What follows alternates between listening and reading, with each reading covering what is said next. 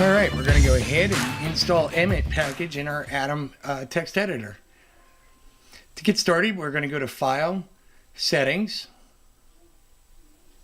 and in Settings, we're going to actually close these other tabs. We have our Settings panel there, but let's get the other tabs out of the way so that we're not distracted by them.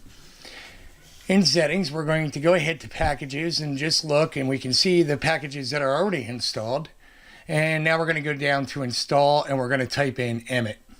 Click the Packages button, and it will search for Emmet, and we can see the one that we want. You can see there, and we're going to click Install. I'd pause the video while it's installing and then start it. And here we go, it's installed. And now we can actually go to Packages, and we can see that it's installed. Great. So we'll close Settings and let's go test it. Let's go, it'll be in the bottom of the menu until we restart Atom. You can see all the different functionality that comes with it. Great stuff to explore.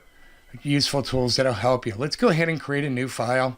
I'm going to create an index.html file. You can create whatever you want.